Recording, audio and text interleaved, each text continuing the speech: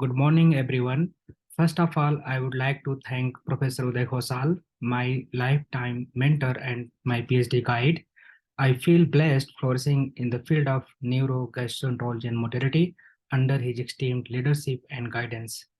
I feel honored to be a keynote speaker at third Research Day of SGPGIMS, and I like to thank the Research Day organizing team for providing me this opportunity to talk on advances in understanding the pathogenesis of therapeutics or gastroparesis, a disorder of gut-brain interaction. It's honor to be here, and here is my outline I will discussing in the talks today.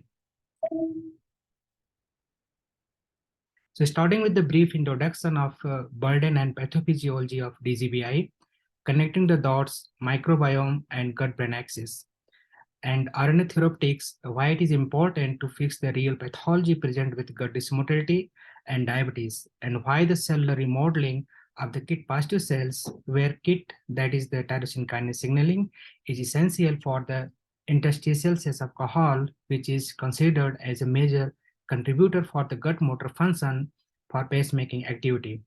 And also pancreatic progenitor cells, which is a major source for the insulin producing pancreatic beta cells, and enterochromaffin cell dynamics in DGBI, and further conclusion and future perspectives.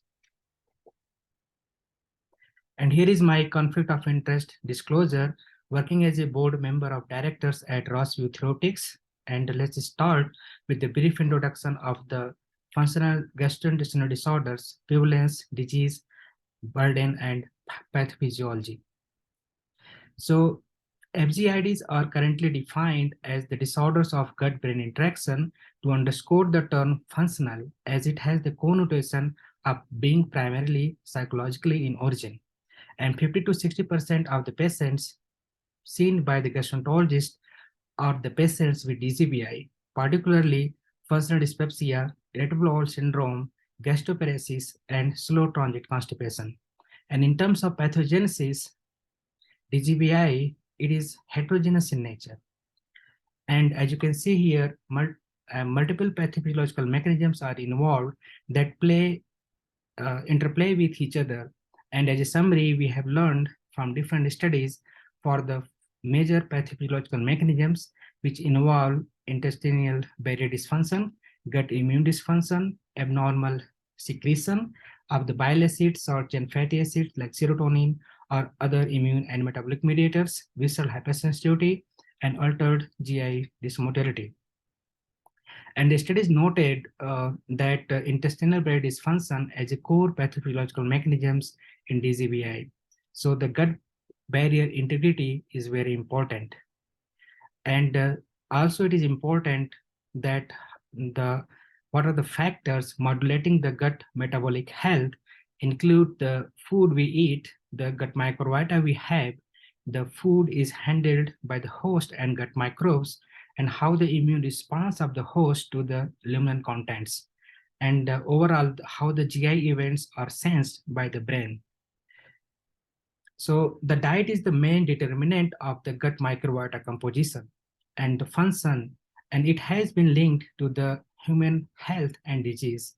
I want to show one example. So although it is very complex picture, but what it shows that those individuals who stay at home and have a relatively diverse diet at different microbiota composition and appear healthier as compared to those patients are either in the long-term facility like in hospitals or having the institutional diet. So in these individuals, the diet and microbiota correlated with increased inflammatory markers, reduced functional independence, and reduced mini mental states. I'm showing here the result of one state-of-the-art study, how the gut bacteria interact with the brain and have the impact on the microbiome gut-brain axis. So in this placebo-controlled trial, treating patients with IBS with Bifidobacterium longum improved the symptoms of anxiety and depression. And this treatment was associated with the changes in overall IBS symptoms. So when looking at the brain structure through the functional brain imaging, Bifidobacterium longum treated patients with IBS displayed lesser engagement of the amygdala region, which is responsible for controlling the depression and anxiety symptoms. So today's talk is more on the gastroparesis, and so I will discuss that in detail. So gastroparesis is a gut motility disorder, and it is defined by the patients with delayed gastric emptying in absence of any mechanical obstruction, and in the presence of the chronic symptoms like the nausea, throwing, early satiety, bloating, lack of hunger, heartburn, reflux, spasm, and abdominal pain. And in terms of the etiology, the majority of the patients, approx like 50%, are idiopathic, and we don't know the exact mechanism. But the diabetic pathology include like the 40%, post-surgical 5%, also the post-infectious. And the gold standard for the diagnosis for gastroparesis is solid phase gastric emptying test, that is known as the gastric emptying scintigraphy, and it is considered delayed when the food bolus retention is more than 60% at 2 hours and or like the more than 10% at the 4 hour. And one of the important etiology of the gastroparesis is diabetes, and which accounted for almost 1/3 of all cases of gastroparesis. So what is the burden of the diabetes? So diabetes is common worldwide, and this map is showing the prevalence of diabetes worldwide. And as you can see, like 425 people worldwide have the diabetes condition, and has an increased trend is about 48% by 2045. And as you can see, this trend in the Southeast Asia is around like 82 million people are living with diabetes, and has an increased trend is about 84% by 2045. And this is the data like in USA, like the 30 million people are living with diabetes, and 84 million are at the risk of diabetes. It means that either they are undiagnosed or in the pre-diabetic condition. And trend is like that 1 in 3 adults has the pre-diabetic condition. I love this cartoon, and showing could be you, your dog walker, or your cat jogger. One of the major manifestations of diabetes is the GI complications, and it affects the gut motility across the whole GI. It reduces the motility of the esophagus, leading to the heartburn and chest pain symptoms. And diabetes also affect the gastroduodenal motility and delays gastric emptying, and which is the hallmark of the gastroparesis. Also, diabetes impairs the small intestine and colonic motility, and the patients experience constipation in most of the cases, and about like the 20% have the symptoms of diarrhea also. And hyperglycemia leads to the reconfiguration of the mechanisms controlling the motility. So what are the pathophysiological mechanisms of gastroparesis? Practically, most of the cellular pathophysiology that we learn about gastroparesis are almost based on the deep tissue biopsy studies, and have yielded important clinical insights into pathophysiology. And these originate from the deeper tissue of the stomach wall, muscular, raris propria, and the most of the studies have been done in the antrum, but also in the gastric corpus, and more recently from the pylorus region also. And as a summary, we have learned that the gastroparesis patients exhibit loss of c-KIT, which is the marker for the interstitial cells alcohol, and KIT signaling is required for the normal development and function. And the functional loss of the ICCs were correlated with delayed gastric emptying in diabetic gastroparesis. Also, there are some studies reported the enteric and vagal neuropathy, loss of the neuronal markers, either pan-global neuronal marker like the PGP, or the markers of the specific neuronal types like inhibitory neurons and substance P-fast neurons. Other studies have noted altered smooth muscle changes, like the functional loss of the PDGFR alpha positive cells and smooth muscle cells. And it has been recently reported changes in the gut resident macrophages population, particularly loss of the CD206 positive macrophages, which is considered to be reflective anti-inflammatory function. Also, loss of the CD206 positive macrophages are correlated with loss of ICCs and delays gastric emptying. So the ICCs are recognized as the major contributor of the GI motor activity, and I will talk about this cell dynamics in detail in the further slides. So as I mentioned, loss of the KIT is associated with the gut disorders like gastroparesis. Animal studies reported the critical role of the c-KIT in pancreatic beta cell function and controlling the insulin secretion and protection against the diabetes development. So what we have learned from these human and animal studies, ICCs and pancreatic beta cells require KIT to develop and function properly, and loss of KIT is associated with diabetes and gut dysmotility. The mechanisms linking diabetes and gastroparesis are largely undetermined, and the regulatory factors leading to KIT loss in ICCs and beta cells were elusive, which prompted us to explore the molecular mechanisms. So how the cells communicate each other for the regulatory functions. So choose your words wisely.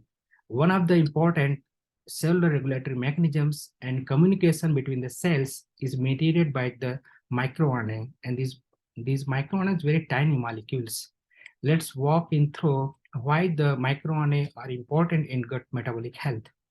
So microRNA are the small non-coding regulatory RNAs, mediate the post-transcriptional gene repression by inhibiting translation, and are the master regulators of the cell differentiation, proliferation, and apoptosis.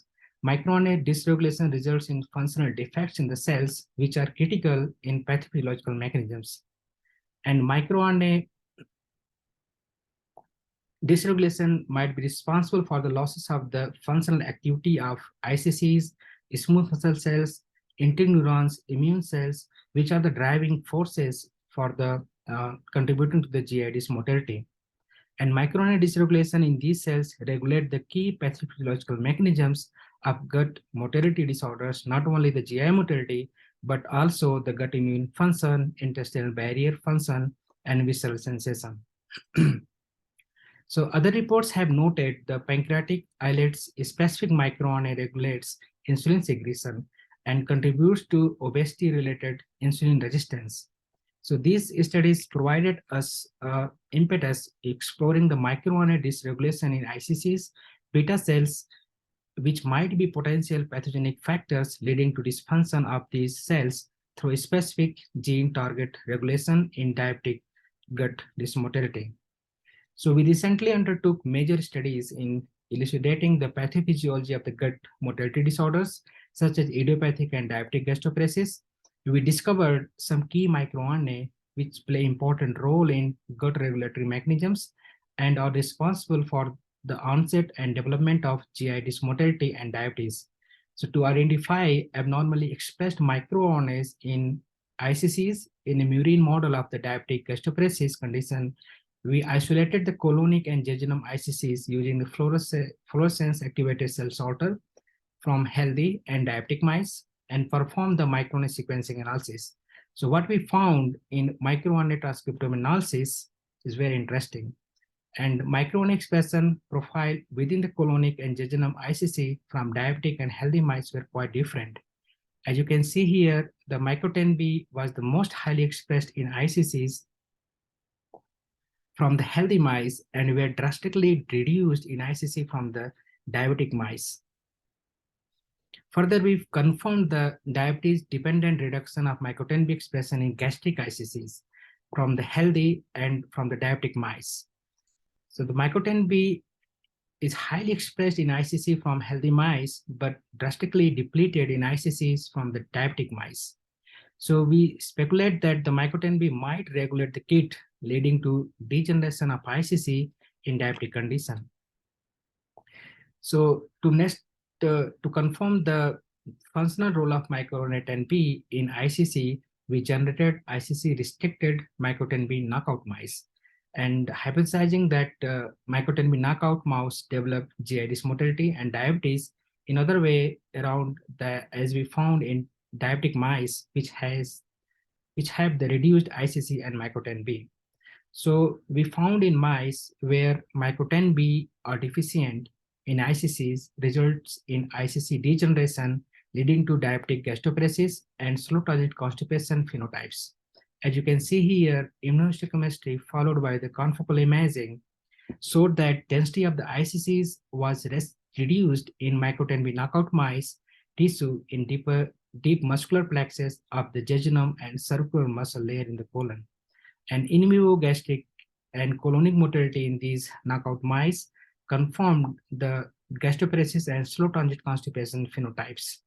Further, we characterized for the metabolic dysfunctions, and we found that these mice have the impaired glucose and insulin tolerant tests. Next, we validated our findings in human samples from diabetic and idiopathic gastroparesis, and we found similar abnormal pattern of microRNA 10B, KIT, and the other transcription factors like the KLF11. And blood and gastric biopsy samples from the human patients with idiopathic gastroparesis and diabetic gastroparesis were examined and compared to the samples from the healthy control. So microRNA 10B expression was decreased in the blood samples from the patients with idiopathic and diabetic gastroparesis as compared to the healthy controls. Consistent with the data from the mice, insulin C-peptide correlated with microRNA 10B expression, suggesting that microRNA 10B may also regulate insulin productions in human. MicroRNA 10B is a better predictor for diagnosing the pre-diabetes stage as compared to the A1C. Also, we got the similar patterns of the microRNA sequencing data from the microRNA 10B read as in murine diabetic and GI dysmotility model. So, and most interesting was that micro-10B level was negatively correlated with the gastric emptying scintigraphy at like the 2 hours and also with the A1C levels. So next we asked question whether the restoration of the microRNA 10B may rescue the GI dysmotility and diabetes phenotypes. So for the gain of function, we performed microRNA 10B mimic treatments. So these are the microRNA very similar with the endogenous microRNA, and we injected high-fat, high-sucrose induced diabetic mice. Also, we compared with the top medications in diabetes and gut motility disorders like the liraglutide, sitagliptin, metformin, insulin, prochlorpride. So what we found here that, as you can see, glucose, this is the glucose tolerant test area under the curve. You can see the only the microRNA 10B group, we found like the long-term efficacy as compared to the other anti-diabetic medications like the metformin, sitagliptin, and also the prokinetic like the prochlorpride. Similar pattern we found for the insulin tolerant test also. So in addition to the metabolic improvement, functional improvement in the metabolic function, we found that gut motility was also restored in micro-10B mimic injected mice for 8 weeks, like the post-injection. And while if you see here the prochlorpride, it was effective only for the 4 weeks, but not at the 8 weeks. We found a similar pattern with the gastric emptying also. So the murine metabolic and GI dysmotility data evidence the profound and prolonged efficacy of the micro-10B treatment compared to the anti-diabetic and prokinetic medications. So these treatments, we believe that it likely restores the proper functioning of the ICCs and beta cells by increasing the KIT and insulin in micro-10B knockout and high-fat, high-sucrose fed mice, which leads to the reversal of the GI dysmotility and diabetes, as you can see evident by the confocal imaging in the micro-10B injected in high-fat, high-sucrose fed mice. There was a rescue of the KIT signaling, and also there was more number of the pancreatic beta cells and number of the islet. So the relieving symptoms is not enough. So pharmacological agents that are developed based on the cellular and molecular mechanisms underlying pathologies might provide the best avenue for the future developments. So we published this study in gastroenterology, and here is the key finding of this study. So through the loss of the function study, we demonstrated the depletion of myco-10b leads to gastroparesis, slow transit constipation, and diabetes. And remarkably, restoration of the myco-10b reverses these disease states. Myco-10b could be clinically beneficial for patients with diabetic gastroparesis. So for the role of the intestinal barrier dysfunction, we recently proposed in our review article that gut barrier dysfunction as a core pathophysiological mechanisms of gut dysmotility and metabolic disorder. As you can see here, how the gut connectome and the brain connectome are linked with each other for the gut metabolic health. And the gut barrier function is intact in the healthy condition, but there is the leaky phenotype in the disease condition. So to explore the leaky gut phenotype, we created a knockout mouse model. So that is using the Cas12 system. So we say myco-10b global knockout mice to answer the two key questions, like what are the other pathologies mediated through the myco-10b in gut dysmotility and diabetes? And number second, to illustrate which specific cell types are disrupted due to the loss of the myco-10b. As you can see here, we found the leaky gut phenotype in the knockout mice. And after the 10b treatment, the leaky gut phenotype was rescued. And myco-10b treatment remodeled the epithelial cells and rescue the leaky gut phenotype. And it is evident through the Western blot analysis also. So for the most recent discoveries on the enterochromaffin cells dynamics in gut physiology and pathophysiology, we recently discussed in our latest reviews published in JNM. So as a specialized endocrine cells, enterochromaffin cells produce up like 95% of the total body serotonin and coordinate luminal and basolateral communication in the GI tract. So EC cells affects a broad range of the gut physiological process, such as motility, absorption, secretion, chemomechanosensition, and pathologies, including the visceral hypersensitivity, immune dysfunction, and impaired gut barrier dysfunction.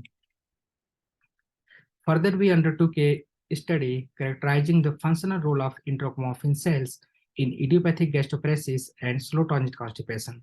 So in a brief summary, I want to conclude this study. So what we found that enterochromaffin cells depleted mice had the reduced mucosal restricted serotonin and displayed delayed gastric emptying and impaired colonic motility. So these motility alterations were rescued by the intragastric administration of the serotonin. So furthermore, in the patients with idiopathic gastroparesis had a significant reduction of enteral enterochromaffin cell numbers and serotonin contents, and those were negatively correlated with the gastric emptying both as the 2 hours and 4 hours. So this study uncovered a potential mechanistic link between the serotonin deficiency and idiopathic gastroparesis. So our study suggests that the examining the gastric biopsy for serotonin content may be a potential complementary step for the diagnosis, prognosis, and the treatment of the idiopathic gastroparesis. So BGBI research is evolving, and understanding the heterogeneity of the pathologies at the single cell level and spatial transcriptomics of the gut immune cells, endocrine cells, ICCs, and interneurons might open window for potential therapeutic options. And exploring the gut microbiota and their metabolites, crosstalk with the host and how they remodel the gut-brain axis from motility to mood. And modern approaches integrating multi-omic data from the multicentric longitudinal study might be exploited. But it is important to keep in mind that clinical outcomes are more important compared to the mechanistic parameters alone. So in the last, I want to say that what we learn about health and disease, it comes from listening and understanding the clinical history of the patients. So please listen and listen more. Patients are telling you the diagnostic ideas and pathology present with. As Sir William Osler, father of the internal medicine, said, listen to your patients. He or she is telling you the diagnosis. I want to thank Row Lab members, particularly Professor Single Row, and funding agency, particularly NIH and Ross Youth Robotics, and the collaborators from the Stanford University, and my mentor, Professor Uday Khosal, for our time supports, for the clinical insights and leadership in the field. Thank you so much for having me. Please email or tweet me for any questions. Thanks a lot.